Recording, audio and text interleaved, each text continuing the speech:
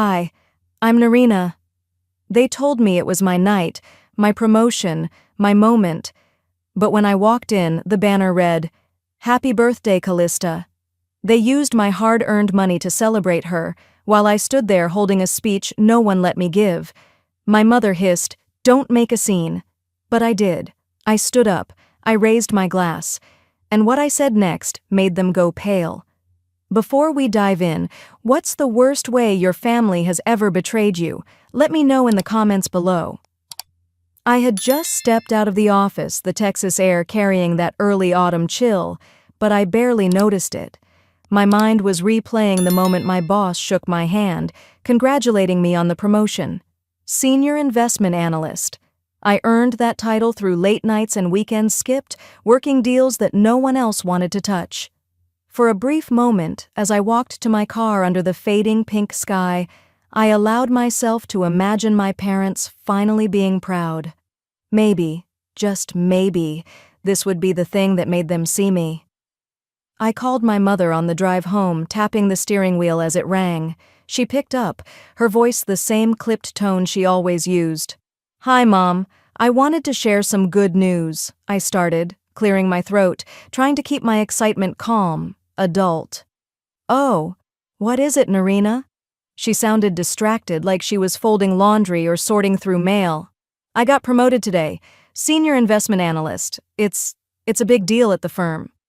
A pause, so short but sharp enough to cut into my chest. Then she hummed, "That's nice, honey. By the way, we're trying to decide on the cake for Callista's birthday next week. She's leaning toward red velvet." I opened my mouth, closed it, swallowing the words I wanted to say. "Oh, that's nice," I managed. I ended the call shortly after, staring at the steering wheel when I parked in front of my apartment. The sun had set fully now, leaving the streetlights to cast a harsh glow across the parking lot. I sat there in the silence, fighting the familiar tightness in my throat. The next morning, I told myself to try again. I texted Mom, suggesting we could have a small family dinner to celebrate my promotion. Nothing fancy, just a meal together. She called me back in the afternoon. "I suppose we can do something small, but don't expect too much, Narina. Your sister's birthday is the priority this week." I found myself nodding, even though she couldn't see me.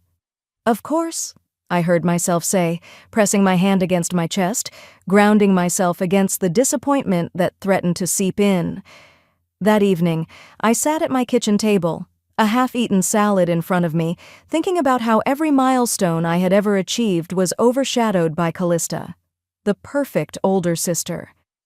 I remembered the time I won a statewide math competition in high school, and my parents barely looked up from the conversation about Callista's dance recital. Yet I clung to the small, quiet hope that this dinner would be different. A day later, Mom called again, her voice brisk, transactional. "We'll just do it here at the house. It's more convenient, and you can wire the funds for the food. I found a caterer that Callista likes." I wired the money before I could let myself overthink it. I told myself it would finally be my night, the night they'd look at me the way they always looked at Callista, with pride, with love. I spent the evening looking through my closet, carefully pulling out a green silk blouse. It was my grandfather Eldrick's favorite color, and he used to tell me that green suited me because it made me look confident. I hoped he was right. The next morning, I saw the family group text light up.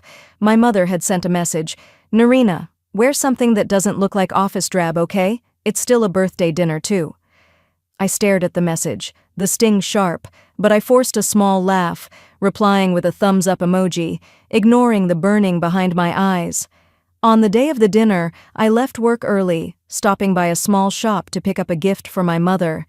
It was a scented candle, one she liked, something small to show gratitude, to remind her that I was trying. The sky was turning from blue to a pale gold, shadows lengthening as I drove toward my parents' home, rehearsing the words in my head. "Thank you for supporting me," I practiced under my breath, gripping the wheel tighter, my green blouse neatly pressed, the gift resting on the seat beside me. As I pulled into the driveway of my childhood home, I shut off the engine and sat there for a moment, taking in the familiar sight of the brick house, the porch light flickering as dusk settled fully around me. My heart was steady, my hands only trembling slightly as I grabbed the speech I had written out on a note card, hoping desperately that tonight would finally be about me. As I opened the car door, the warm smell of the cake I'd picked up mixed with the crisp evening air, reminding me of every fall birthday I'd ever spent, watching Callista blow out candles while I sat quietly in the corner. I smoothed the front of my blouse, adjusted the small box in my arms, and walked up the path toward the house, lights glowing softly through the windows as dusk settled deeper around the neighborhood. Moments like this, walking up to my parents' porch, still made me feel like a kid again, clutching a school project I hoped they'd praise. Tonight was supposed to be different. I repeated that to myself as I stepped inside, the door creaking softly before closing behind me. The living room smelled like cinnamon and vanilla, and for a second, it felt comforting, until I saw it. Strung across the dining room entry was a glittery, oversized banner, letters in sparkling gold against pink paper. Happy Birthday, Callista. Balloons in soft blush and ivory crowded the ceiling, and side tables were covered with framed photos of Callista in various poses, each one staged to look effortlessly candid. I stopped short, the cake box wobbling in my arms, as my eyes moved from the banner to the clusters of people already mingling, laughing, toasting with plastic cups. No one noticed me standing there, my breath caught in my chest, that tiny flicker of hope starting to burn out as quickly as it had arrived. I placed the cake on the corner of the kitchen counter, my hands shaking as I pulled the gift for Mom from my purse, unsure what to do with it now. The kitchen smelled like rosemary and baked bread, and the laughter from the other room felt like it was coming from somewhere far away, muted by the roar in my head. I turned, catching my mother's eye as she moved past the hallway, and I followed her, weaving between people who didn't glance up. When I reached her near the fridge, I spoke low, trying to keep my voice steady. "Mom, I thought tonight was for my promotion," I said, holding onto the edge of the counter to ground myself. She didn't pause, reaching for a bowl of salad she was tossing. "Don't make a scene, Narina. Callista deserves to feel special, too. It's her birthday weekend, after all." The words sank into me like ice water, and I swallowed, biting back the 1,000 things I wanted to say. Instead, I nodded, stepping back as she carried the salad bowl into the dining room, calling out instructions for someone to set the table. I found a spot against the wall, near the edge of the room, holding the note card with my speech so tightly that the edges crumpled under my fingers. I tried to calm the shaking in my legs as I watched people file into the dining room, voices blending into a chorus of laughter and polite conversation, Callista's voice floating above it all as she greeted guests, hugging them with that practiced warmth she'd always had. I kept telling myself to wait, to trust there would be a moment for me, that they would remember why I was here.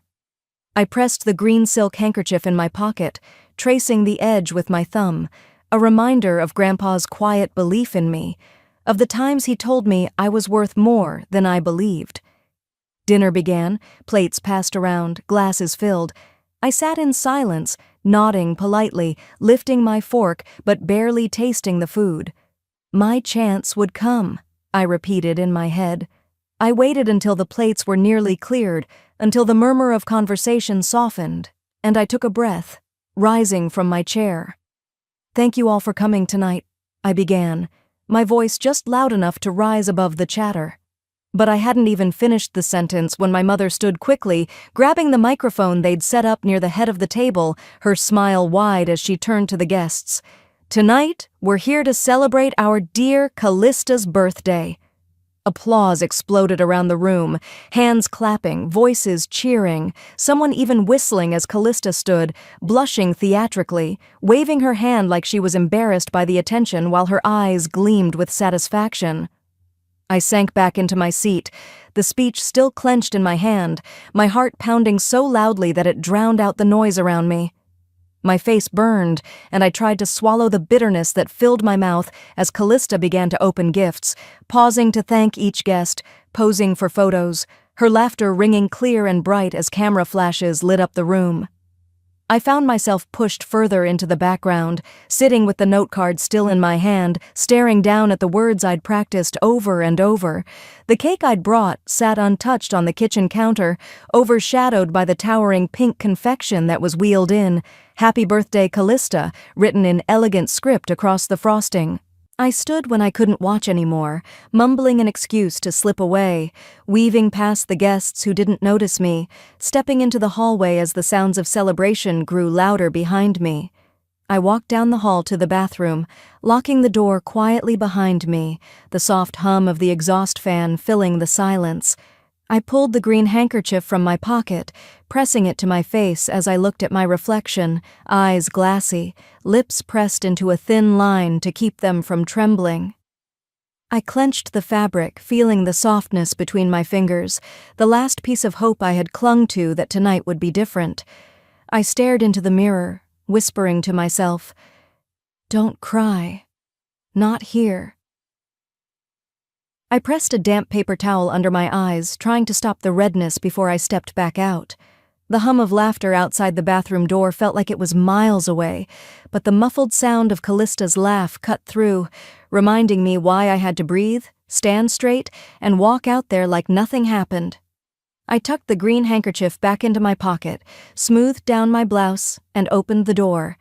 The hallway smelled faintly of cinnamon and something floral, a leftover scent from the cake, mixing with the perfume clinging to the guests moving around the living room. I forced my feet forward, each step feeling heavier as I rejoined the room, past the smiling faces, the clinking glasses, the leftover plates on the coffee table. I pulled my lips into a tight smile, nodding to an uncle who didn't really know my name, the tightness in my chest pushing against every breath. Dad was sitting at the head of the dining table, beer bottle in hand, laughing too loudly at something Callista's boyfriend had said.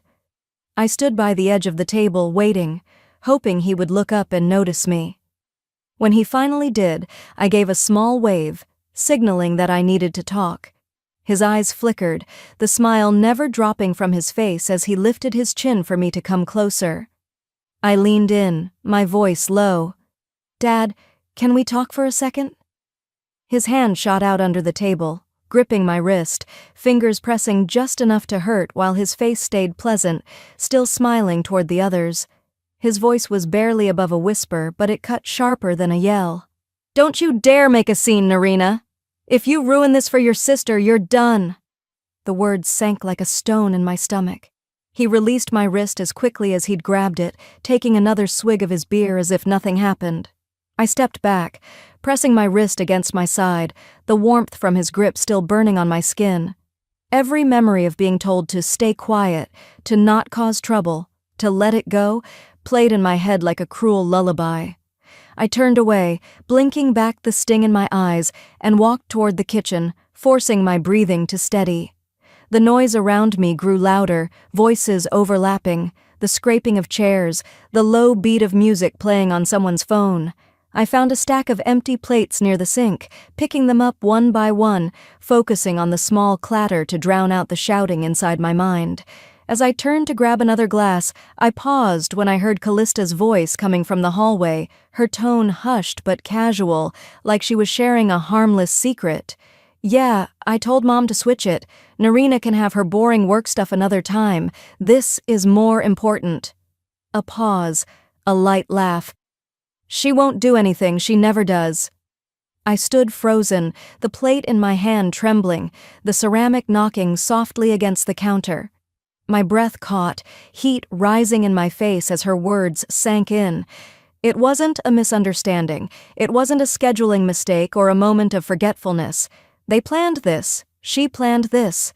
The green handkerchief was still in my pocket, and I squeezed it so hard my knuckles went white, grounding myself as the voices in the hallway drifted away.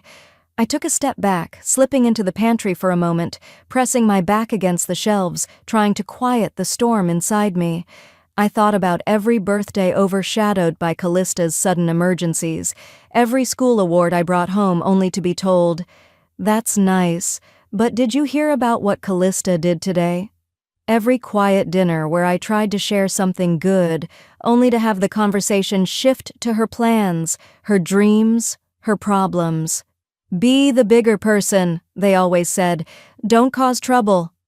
But standing there, the laughter echoing from the hallway, the clink of glasses mixing with Callista's bright, false laugh, something changed.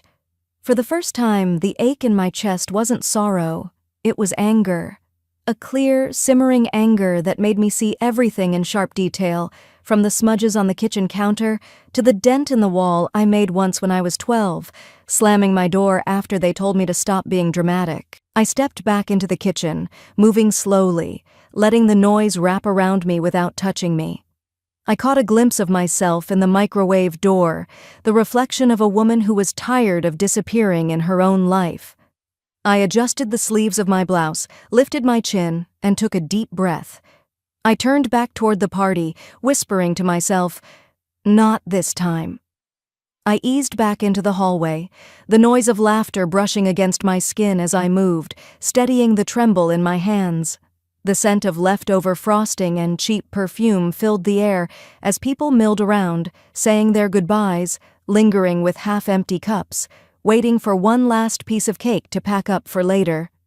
My phone was warm in my pocket, a small reminder that I wasn't powerless, not tonight.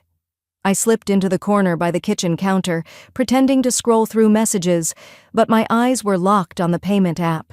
The numbers were clear, bold against the screen, $3,400 transferred to Vera Parker. The note I'd added weeks ago, catering and decorations for promotion dinner, flashed at me, proof in plain text. The same green handkerchief was tucked against my palm as I held the phone, grounding me, reminding me to breathe. I looked up, catching sight of my mother laughing with Aunt Linda near the sink, her eyes soft and bright, her hand gesturing gracefully as if she were the star of a daytime talk show. The memory of her pulling Callista in for a side hug while ignoring me earlier burned in the back of my throat.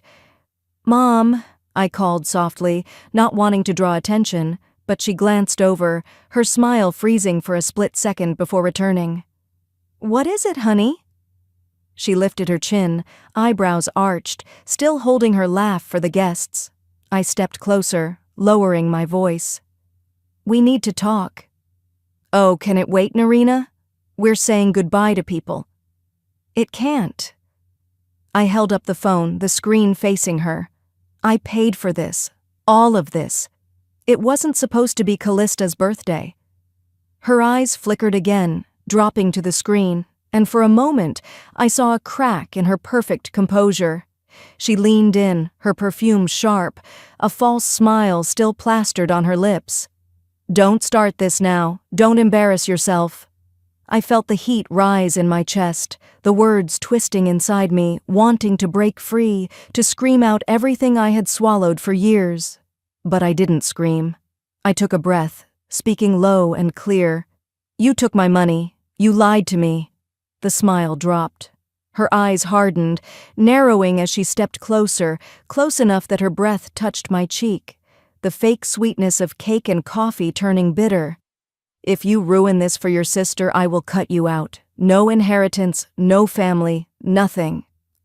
A tremor passed through me, a small fear, a familiar fear, of being pushed out of the circle, cast away like a piece of trash left on the curb. I thought of every time she had gone silent on me, every cold shoulder after I spoke up as a child, the way she used silence as a weapon sharper than any slap. "You think you're owed something just because you work late and throw money around?" she hissed, still smiling for the benefit of a cousin walking past. "You're nothing without us, Narina." But something shifted inside me, pushing back against the fear. Her words, once enough to silence me, felt hollow, rattling around in the space where my sorrow had turned to anger. I heard Grandpa Eldrick's voice in my mind, gravelly and warm, saying, "You don't need their approval to know your worth." I let out a slow breath, stepping back, holding her gaze as I tucked my phone back into my pocket. "You're wrong," I whispered, just loud enough for her to hear. "And you know it." Her lips curled, a silent snarl before she turned away, plastering on another smile as she called out, "Linda, grab some more plates for the leftover cake, will you?" I stood there, the noise of chatter and the rustle of people moving around washing over me. The house felt smaller, the walls closer, as if I was seeing everything clearly for the first time. The photos on the walls, all of Callista, her engagements, her graduation, her first house. The framed ones with me in them were few, hidden behind lamps or in the corners of group shots, where I stood half smiling, half forgotten. A young cousin ran past, nearly bumping into me, and I stepped aside, the handkerchief still clenched in my hand, the fabric warm from my grip. The words my mother said echoed, but they no longer felt like the end of me. They felt like the start of something else. I turned my gaze toward the dining room where Callista sat with a group of guests, laughing, showing off a new bracelet, basking in the glow of attention that was meant for me. For a second, I considered walking out the door, leaving them all to their games, but as I felt the weight of my phone in my pocket, I knew leaving would only prove them right. I wasn't the girl who would swallow this anymore. I turned back toward the dining room, gripping my phone, ready to do what I should have done years ago. My footsteps were steady as I moved toward the dining room, the noise of clinking glasses and soft chatter pressing against me like a wave I was about to break. People were settling back into chairs, wiping frosting from their fingers, laughter rolling in short bursts around the table where Callista was holding court, talking about some upcoming beach trip, her voice ringing over everyone else's. I didn't give myself time to think about how my hands were shaking or how my stomach felt like it was twisting into a knot. I just picked up a spoon, tapped it gently against my wine glass, and let the clear ring slice through the conversations. The sound was small, but it was sharp enough to silence the room, drawing eyes in my direction. For a moment, the only thing I heard was the echo of that sound and the pounding of my heart. Callista's hand froze halfway to her mouth, a piece of cake on her fork, her lips parting in confusion. Across the table, a cousin raised an eyebrow, and Uncle Ted leaned back in his chair, folding his arms, sensing the tension the way only people who thrive on family drama can. I swallowed hard, pulling in a breath. "Thank you for coming tonight," I began, my voice catching for half a second before I pushed it forward. "This evening was meant to celebrate a special milestone. Narina, not now." My mother's voice sliced through, her words sharp enough to draw blood if they could. She stepped toward me, smile still plastered on her face for the guests, but her hand found my arm, gripping it so tightly I could feel her nails digging in. "Stop this!" she hissed, her eyes cold, daring me to continue. I pulled my arm free, the green handkerchief in my pocket grounding me as I stepped back, planting my feet on the tiled floor. "No," I said, louder now, the word trembling but firm. "I will speak." A murmur rolled through the room, heads turning, eyes darting between me, my mother, and Callista, who had lowered her fork, her painted nails drumming on the plate. Someone near the end of the table whispered, "What's going on?" I held up my phone, the screen glowing with the payment confirmation, the numbers clear, undeniable. "I paid for tonight," I said, my voice steadying as I met each pair of eyes around the table. This was supposed to be a celebration of my promotion, something I've worked for, sacrificed for years. Callista pushed her chair back, standing so quickly it scraped against the floor. "You're making a scene, Narina. This is pathetic." My mother's face reddened, her lips curling as she spat out, "You're ruining your sister's moment." I felt the heat rising in my chest, the familiar fear clawing at the edges of my mind, begging me to sit down, to shut up, to be the quiet, obedient daughter who always swallowed her pride for the sake of peace. But then I felt the soft edge of the handkerchief in my pocket, my grandfather's words echoing in my memory. "You don't have to shrink to keep others comfortable."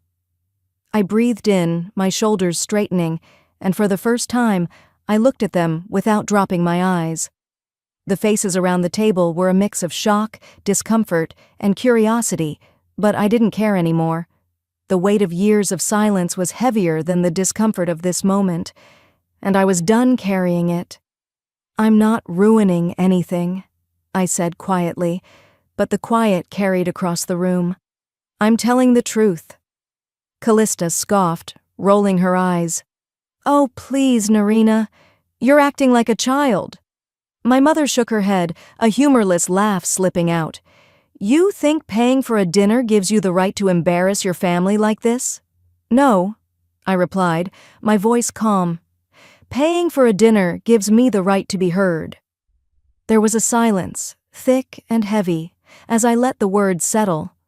I scanned the room, meeting the eyes of people who had known me since I was a little girl, people who had watched me grow up in the shadow of my sister, people who had patted my head and told me I was a good kid for not making waves. My gaze landed on Callista, who looked back at me with a mixture of irritation and fear she tried to hide behind a forced smirk. I saw it, the small flicker of uncertainty, and I knew she understood that this wasn't just about a dinner or a promotion, it was about years of being invisible. A cousin near the end of the table cleared her throat, shifting uncomfortably, and someone else picked up their glass, trying to drink away the awkwardness. I didn't move. I let the silence do its work, letting them all sit with the discomfort they had always avoided while I bore it alone. I raised my glass a little higher, looking around at them, letting them see the tears that threatened but did not fall, letting them see the woman they had ignored, quiet for too long, now refusing to shrink any further. Since I paid for this night, I said, my voice clear and unwavering, it's time everyone heard the truth. The glass in my hand felt heavier as I lowered it just slightly, enough to look around the room and let the hush settle. Plates were pushed aside, napkins twisted between fingers, glasses half-filled and forgotten on the table. People shifted in their chairs, a few cleared their throats, but no one spoke. I let out a breath, feeling it scrape down my throat, and started. All my life, I've been asked to keep quiet, to let things slide, to keep the peace so this family could look good on the outside. Tonight, I'm done with that. Vera's eyes narrowed instantly, her lips forming a tight line, but she didn't speak. Not yet. Callista pressed her lips together, her eyes darting around the room, seeking someone to rescue her, to redirect the moment back to her. I tightened my grip around the base of my glass and continued. I've worked every weekend, every late night, giving up vacations, losing people I cared about, all so I could earn something for myself. I wanted this night to mean something, to feel like it was finally my turn. The silence turned dense, pressing against my chest, but I didn't let it smother me. I met every eye I could, refusing to look down or away. Vera hissed under her breath, "Sit down, Narina." Callista's face flushed and she spat out, "This isn't about you, can you not see that?" I ignored them, shifting my gaze to the guests who were leaning forward, curious, uncomfortable, waiting. I paid for this night, I repeated, lifting my phone for them to see. Every last dollar, I thought just this once I would be seen, acknowledged, respected. Aunt Karen's hand flew to her mouth. "What is she talking about?" she whispered to Uncle Leo. But I wasn't finished. I overheard Callista on the phone, laughing about how she had the party switched for her birthday, saying I could celebrate my boring job another time. I turned to Callista, whose jaw dropped, the pink on her cheeks darkening into red. "That's not true!" she snapped, but her eyes flickered, betraying the fear behind her voice. "Oh, it's true," I said, my tone flat, "and my parents let it happen. They used my money to fund a party I didn't ask for an event I wasn't told would be hijacked, and for what? So you could keep pretending you're the center of this family while I disappear in the background?" Aunt Karen let out a soft gasp, her eyes flickering between me and Vera. Uncle Leo shook his head, muttering, "That's low, Vera. Real low." The room was alive now. Voices whispering, eyes darting, the safe bubble of polite small talk shattered into pieces too sharp to step around. Vera's face turned a dangerous shade of red. "You think this is the time, Narina? You think humiliating your sister and me in front of everyone is going to make you look good?" I looked at her, my voice trembling but clear. "I don't care how it makes me look. I care that I spent years of my life trying to earn your love, your respect, and it was never enough. I'm done." Callista pushed back from the table, trying to speak, but the guests' murmurs drowned her out. Someone from the end of the table muttered, "I can't believe this," while another shook her head, glancing at Vera with disappointment. I slipped my hand into my pocket, pulling out the green handkerchief, pressing it between my palms as I took in the moment, feeling the weight of the fear I had carried all these years. A tear escaped, sliding down my cheek, but my voice didn't break. "This is the last time you take from me," I said, my eyes steady on Vera, on Callista, on the family who had told me to be the bigger person, while they took and took, leaving me empty. No one moved. The soft ticking of the clock in the dining room filled the space, and the smell of cold coffee and leftover cake mixed with the scent of something burning in the kitchen, where no one had gone back to check on the oven. I placed my glass down, the soft clink of it meeting the table sharp in the quiet, and breathed in, letting the weight roll off my shoulders as I prepared to walk away from the person I had been, the one who stayed quiet so others could stay comfortable. I froze, my hand still hovering over the table where I had set my glass, as Callista's voice sliced through the murmurs behind me. "If you walk out that door, you'll regret it." I didn't turn around at first, letting the weight of her words settle over the room. The air felt heavy, thick with the scent of leftover dinner, wine, and the unmistakable sharpness of fear mixed with anger. I could see my reflection in the darkened window, the woman staring back at me, looking tired, but her eyes held a glint of something I hadn't seen there before. Callista's footsteps clicked across the hardwood, each step measured, but the edge in her voice betrayed the panic behind her composure. "Do you think you're better than us now, Narina? Do you think walking out makes you righteous?" She lowered her voice, leaning in so only I could hear her. "If you leave, I'll make sure Mom and Dad never speak to you again. You'll have no one." The threat wasn't loud, but it cut through me like a blade, reopening every wound I thought I'd covered up with long hours at the office, with quiet compliance, with the desperate hope that if I kept giving they would eventually see me. I turned to face her, seeing the flicker of desperation on her face, the cracks forming in her carefully maintained image of the perfect daughter. Behind her, Vera's face was pale, but her eyes burned with fury. "Don't you dare!" she snapped, stepping closer. "You will lose this family, Narina. You will be alone in this world if you do this." My breath caught in my throat, the room around me fading as childhood memories flooded back. Sitting alone at birthday parties where Callista had thrown a tantrum and stolen the spotlight. Sitting quietly while Vera smoothed Callista's hair and told me to be the bigger person. Holidays where my achievements were brushed aside for Callista's latest crisis, and the endless silence that followed when I dared to ask for something for myself. For a moment, I felt the old fear, the fear of being alone, of being cut off, of losing the people I had spent my life trying to please. My hand trembled, fingers brushing against the soft fabric of the green handkerchief in my pocket, grounding me. I lifted my chin, meeting Vera's glare and Callista's cold stare without flinching. "I'd rather be alone than keep paying for love that's never returned," I said, my voice quiet but strong enough to reach every ear in the room. Callista's mouth fell open, but no words came out. Vera's nostrils flared and her lips tightened, but she didn't speak. I took a breath, steadying myself, letting the truth roll off my tongue. "If you want to cut me off, fine. But know this, Grandpa Eldrick knows the truth, and he's done watching. He sees what's happening, and so does everyone else." The silence that followed was deafening. Aunt Karen shifted uncomfortably in her seat, and Uncle Leo let out a low whistle, shaking his head as he looked between Vera and Callista. The guests who remained seemed to lean back, as if trying to fade into the background, their eyes darting anywhere but at me. I could see it now, the unraveling of the facade they had worked so hard to maintain, the cracks spiderwebbing across the carefully curated image of a perfect family. It was all so fragile, so ready to shatter, and for the first time, I didn't feel the need to hold it together. The fear that had gripped me for so long began to loosen, replaced by a quiet, cold clarity that felt like freedom. I didn't need to stay in this cycle of giving until I was empty, hoping for scraps of love in return. I didn't need to keep shrinking to make them comfortable.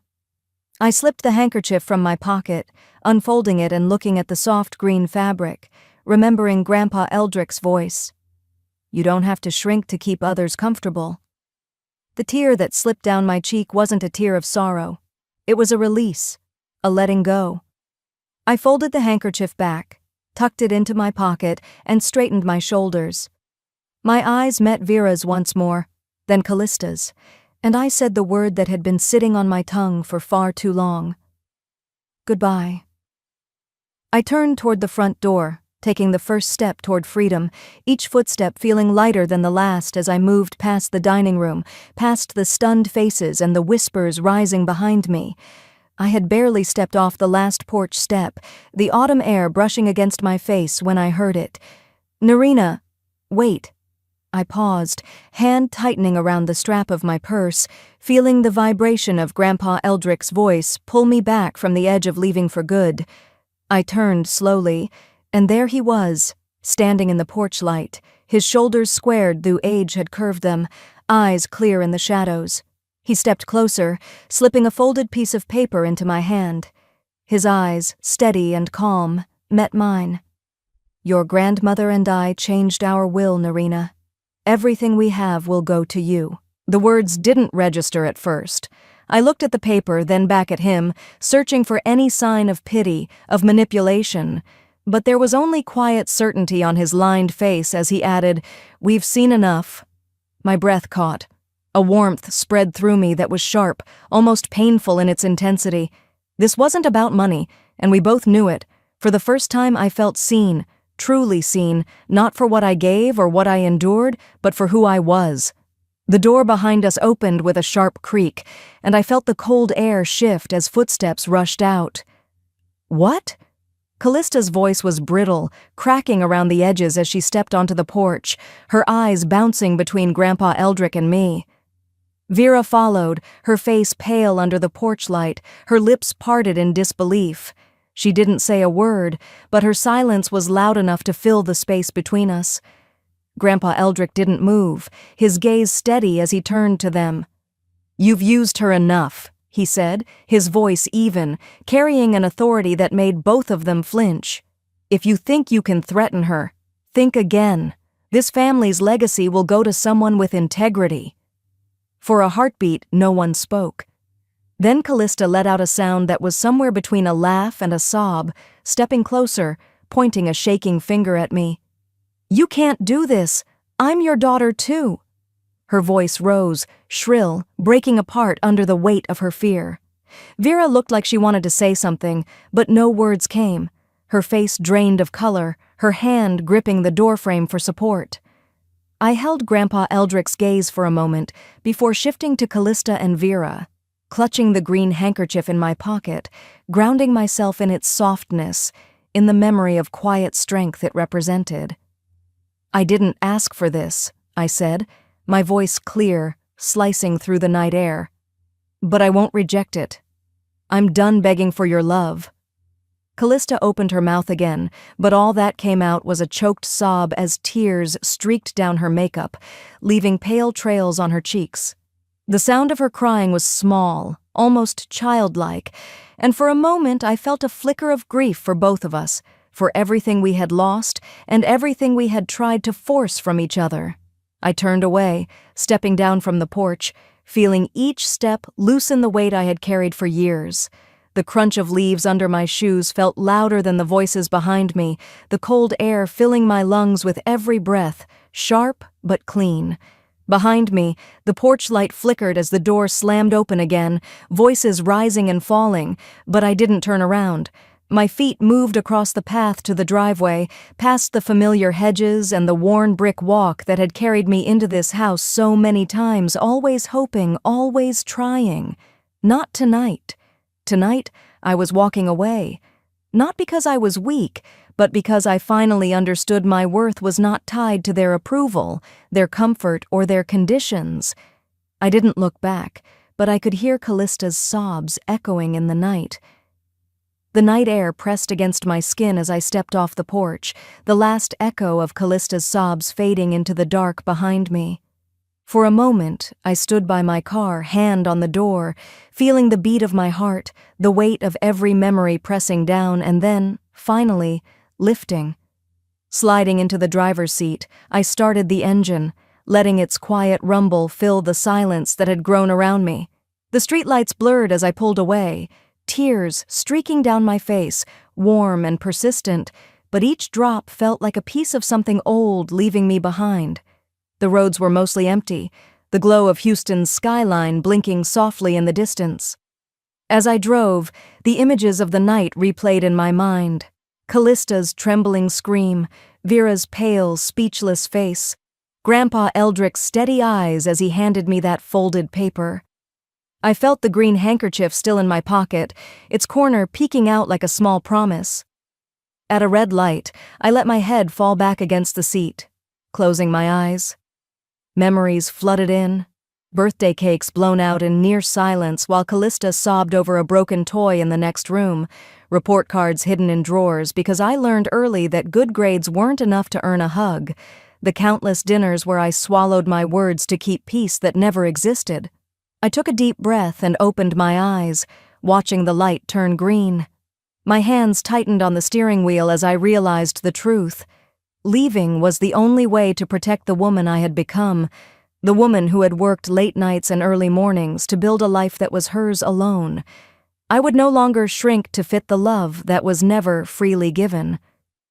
Pulling into the parking lot of my small apartment, I felt a wave of exhaustion and relief wash over me.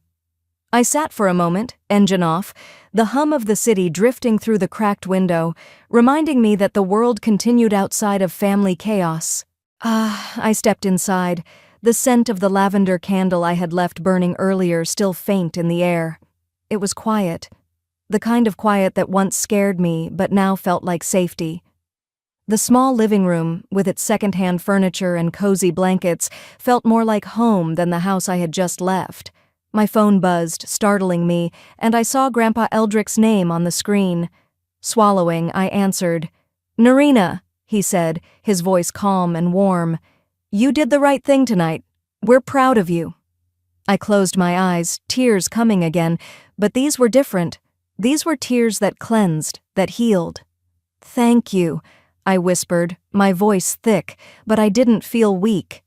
After we hung up, I walked to the small mirror hanging by my door. I pulled out the green handkerchief, unfolding it in my hand, its softness grounding me in a promise I was making to myself. I would never let anyone silence me again. Stepping out onto the small balcony, I leaned against the railing, looking out at the lights of the city, breathing in the crisp breeze that brushed against my cheeks. It smelled like cold air and possibility, like the promise of a life that was finally, truly mine. The night wrapped around me softly, the stars blinking quietly overhead.